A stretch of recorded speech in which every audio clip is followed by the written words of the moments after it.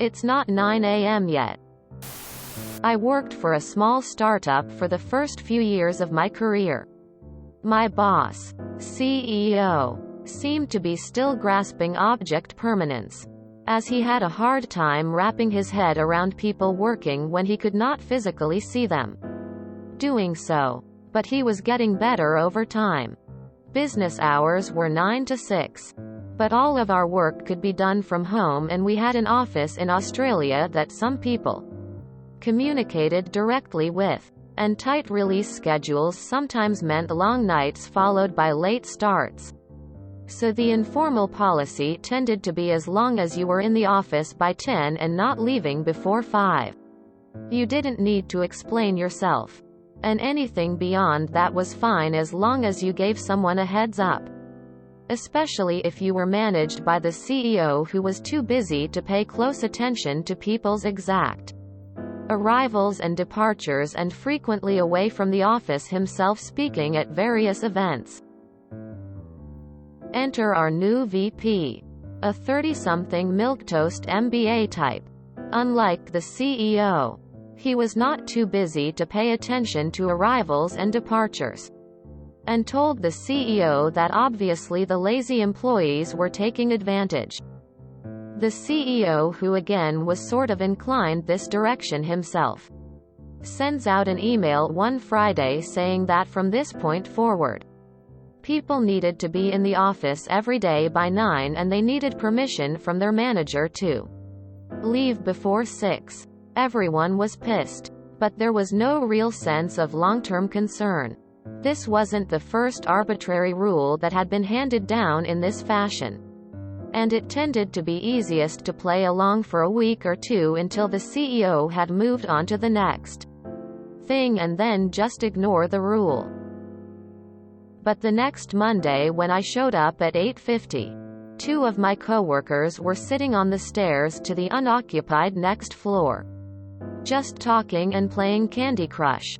What are you doing? It's not 9 a.m. yet. I sat down with them, and soon someone else arrived and the same conversation played out. At 8:59, we all got up and walked into the office. On Tuesday, there were half a dozen people on the stairs, including leadership, chatting and texting and whatever. And when the VP arrived, people would just make hard eye contact while he squirmed. Meanwhile, myself and a few other people just said screw it and arrived after 9 a.m. anyway, looking the VP straight in the eye as we walked in. A few people who were a little more conflict-averse would stop for coffee across the street and just so happened to arrive at like 9:02, including people who normally preferred to start at 7 a.m.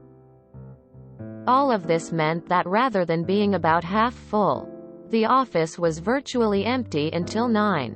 The end result of all of this was that the office was virtually empty until exactly 9 a.m. and tended to clear out at exactly 6 p.m. Several people, including myself, simply stopped responding to anything outside work hours.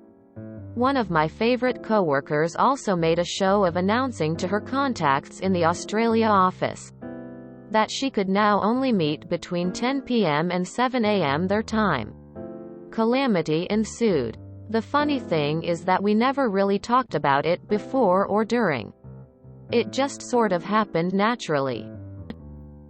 The CEO, who had been barely at the office on Monday, Tuesday, finally showed up early on Wednesday, asked why everyone was outside, and we told him. He opened his mouth to protest that no, that wasn't what he meant, realized what was happening, and made a strategic retreat. The policy was formally retracted 2 days later. We never discussed it again. And it was the beginning of a very messy fall from grace for the VP. TL. Doctor. We played chicken and won. Whoa. I adore reading about how this came back to bite them in the ass badly. I find it so strange when people in charge get more concerned about the clock hours employees work than, being able to complete tasks within adequate time. I really would like to hear about that VP's messy fall from grace.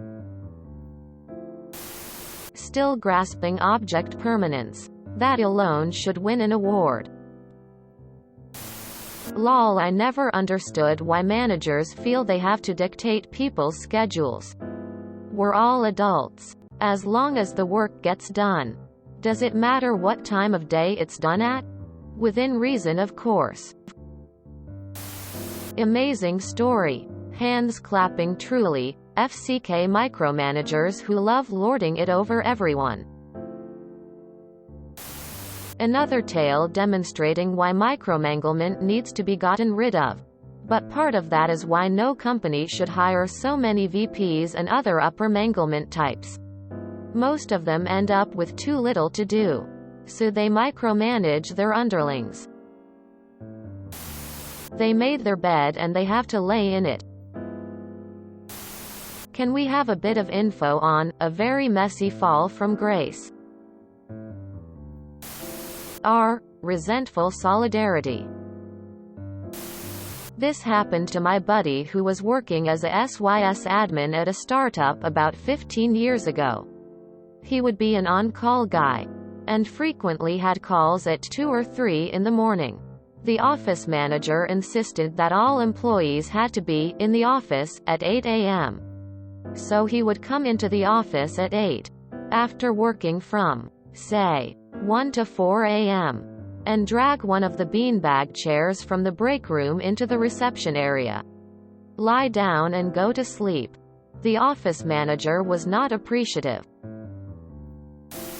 So no live meetings with the Australia office? You remind me, yet again, how good my current job is. The policy was formally retracted 2 days later. We never discussed it again. And it was the beginning of a very messy fall from grace for the VP. Got a story about the landing? Delicious. That TL. Dear was perfect. I want to hear about the VP's fall. Yep, if manager become clock watchers, so do the employees. I love a good game of chicken. I had to ding you for not taking this opportunity to use half-staffed out of the context of the amount of blood in male body parts. But the rest was glorious. This legit sounds like you were a company we did MSP for. All was sweet and then new rules came in on their hours. Little did the bosses know. They would come in early to meet with my team at a reasonable time for all. Once the enforced hours went in, we couldn't really sit down and communicate with their IT side and do our job supporting their custom-made suite. Their IT in-house couldn't do shit. Not even their SYS admin. They could do basics, but not tweak code or really anything more than give permissions. So, we spoke to SYS admin and agreed to let's see how this shit works out. Well, their end fucked up big time. Windows updates and fucked out an important part of their OS. They couldn't get on till 9 a.m. London, which was 6 p.m. my time. We clocked off a 5:30 p.m. AEST size admin before this started at 8 a.m. London, 5 p.m. Australian Eastern Standard Time, to meet base with us, which would have picked up the issue literally on him starting up.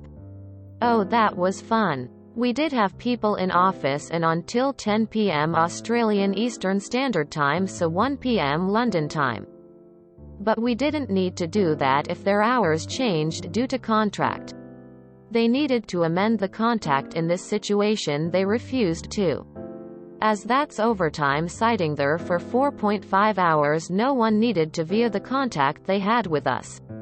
And they were not willing to pay us the overtime per contact to keep someone on till 10 p.m. Australian Eastern Standard Time. Oops. Your money saving cost you. If you enjoyed this video, please check out our playlists full of similar content. Epic Aircast is like doom scrolling for your ears. Please like, share, and subscribe.